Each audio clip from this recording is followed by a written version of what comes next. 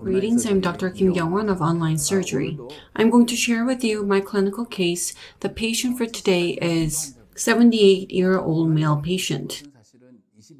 The patient actually came in March 2021. In both left and right, there were a lot of implants. The periodontal condition on the upper and lower and the right side became unfavorable. There was a lot of mobility and pain. There are some problems with the existing implant, but the patient wanted treatment in the upper and lower on the right side. The treatment plan. The plan was to remove the long bridge spanning from number 43 to 47. Extraction for number 48 were planned as well. 3 implants were to be placed, especially in number 43. Os builder will be used for GBR. Actually, this video clip was shown in the online surgery course last June, and I'm going to focus on the upper. The treatment plan for the upper is the alveolar bone condition is not very good in number 14, 15, and 16. Extractions will be done. The residual bone height up to the sinus is not significant. Therefore, LAS KIT will be used for sinus graft. There are 3 teeth and there are prostheses front and back. The canine root direction, considering this, it's too tight to place 3 implants. Therefore, I decided to place 2 implants. I'm going to show you the CT, but in the case of number 13, there was severe periapical lesion. Epicoectomy is going to be done. Endodontic treatment is going to be provided so that patient can use the long bridge in the anterior side.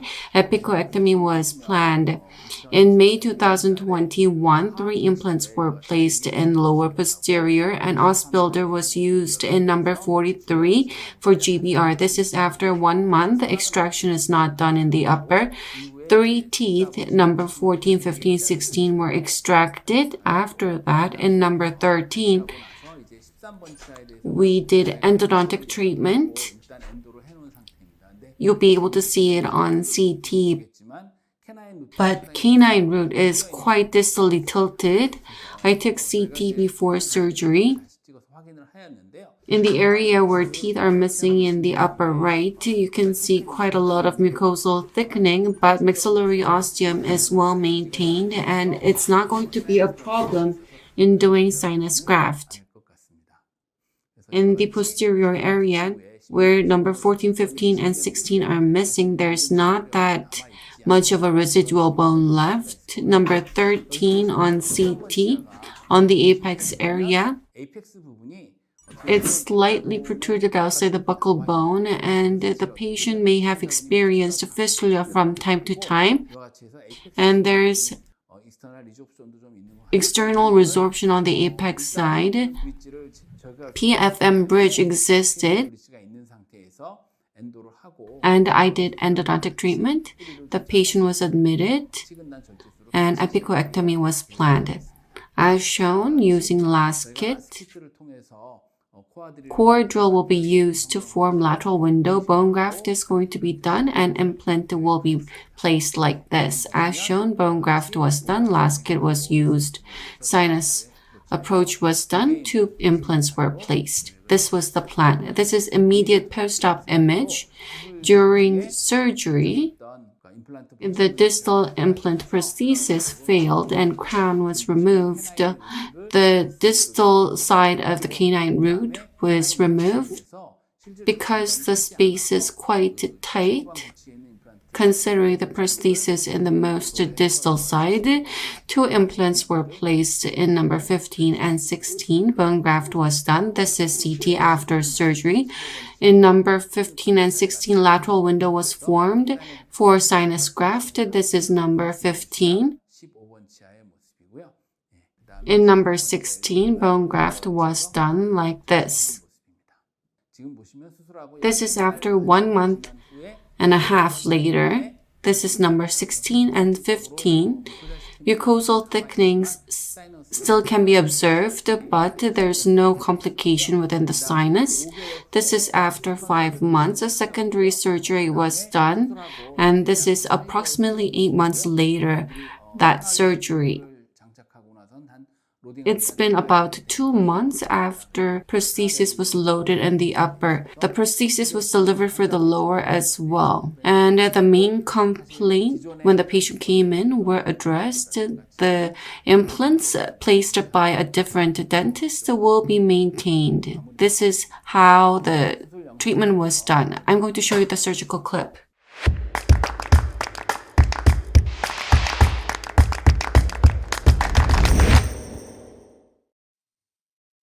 Incision is being made. From crestal, I'm going to slightly make it incline towards the palatal side. At times, you can reverse the mass, and from distal to the mesial side, you can make incision like this. Vertical releasing incision was made on the mesial side because we're going to do epicoectomy on the canine. Flap elevation is being done. On the distal side, in the extraction side, healing is not fully done, so it's quite difficult. You can see that the crown of the implant on the distal side has become dislodged. It's removed. The flap elevation is done. On the apex side of the canine, it's exposed. The granulation tissue is stuck to the mucoperiosteal flap, so I'm removing it using curette. Granulation tissue is being removed. It's fully removed.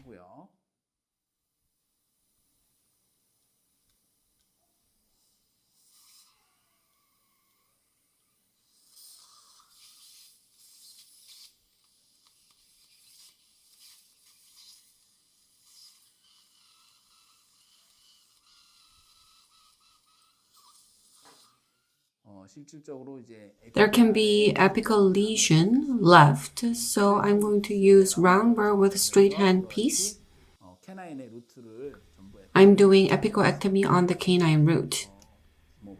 The preservation division may do retrofilling, but I just remove it. I'm using LAS drill, 7mm core drill with 1mm stopper. I'm forming a window.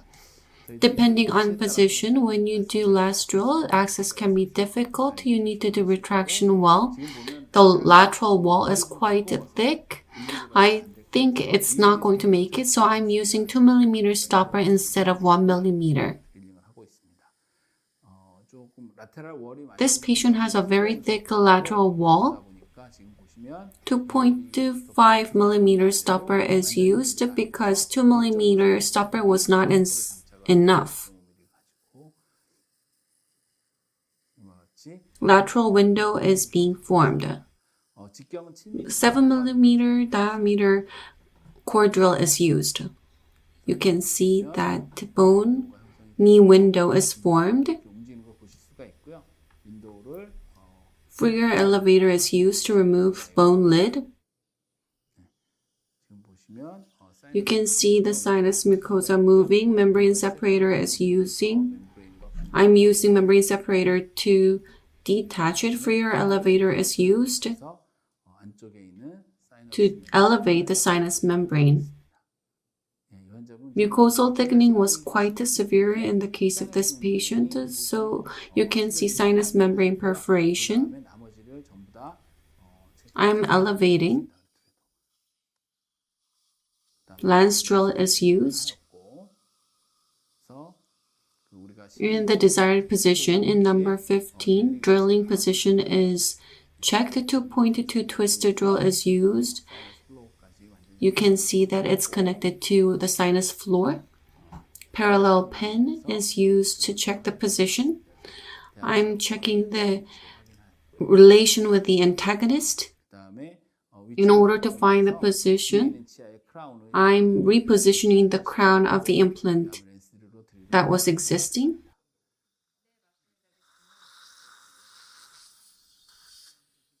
parallel pin is placed. So I'm considering the position and form of the mesial implant. 3.5 by 10 millimeter 122 taper drill is used. After taper drill,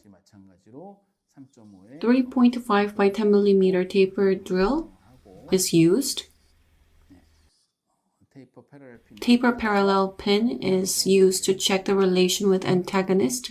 Depth gauge is used to check the residual bone height. On the distal side, 4.0 by 10 millimeter 122 taper drill is used. I'm not drilling full length. Allogenic bone, sure os, and AOS, which is bovine bone, is used for bone graft.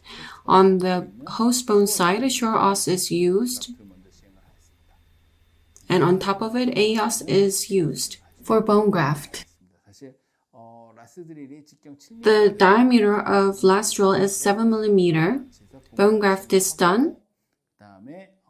TS3BA surface, the 4.5 by 10 millimeter implant is placed. Irrigate the implant sufficiently with saline water before doing the placement.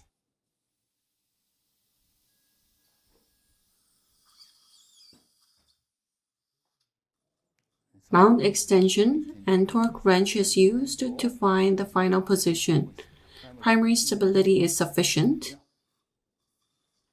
TS3BA surface 5.0 by 10 millimeter implant is placed on the distal side. On the mesial side, the canine root is quite distally tilted. I have placed implants in number 15 and 16, avoiding that.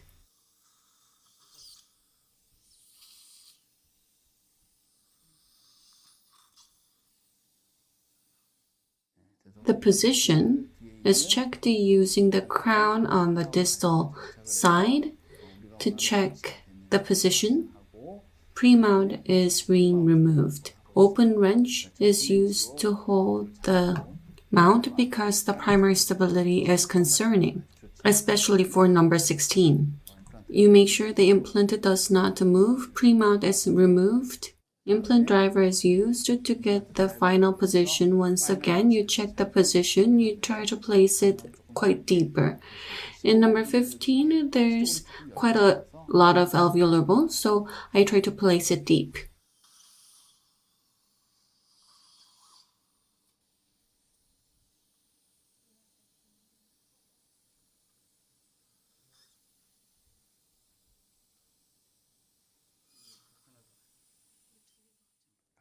ISQ value is taken. In the case of number 16, primary stability is lacking, it's 46. In the case of number 15, it's 71. This is the ISQ value. Cover screw is connected.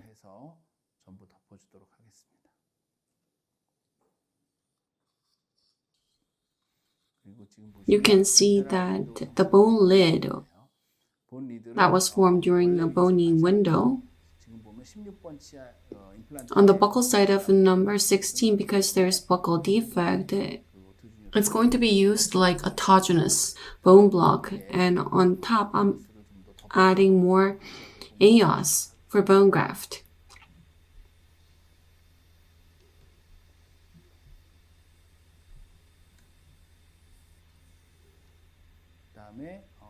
Because the membrane was perforated slightly, I'm using fibrin glue to repair the sinus, and I'm also applying fibrin glue on top of the bone graft to fixate it. On the canine side, where epicoectomy was done, bone graft material is being placed. Fibrin glue is used here as well to fixate the bone graft.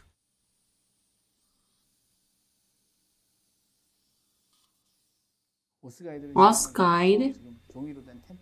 In order to do that, I'm using paper to find the position to get a rough sense of the size, and following that, os guide is being trimmed.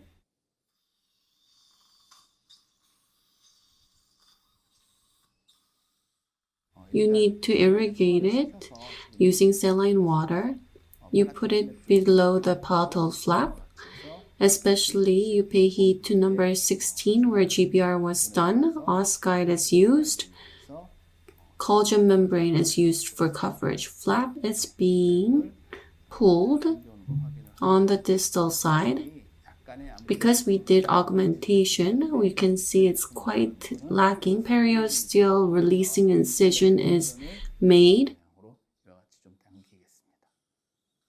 You can see that the flap can be closed tension-free. Suturing is now going to be done on distal side of number 13. The most critical area, I'm suturing here first, the canine area, is used as an anchor to do approximation of flap properly. In my case, I find the distal side of canine most critical, and on the front side where vertical releasing incision was done, suturing is done. On the distal side, because I used a collagen membrane, when you do suture, you make sure you don't go through that collagen membrane. This is how it is being closed off.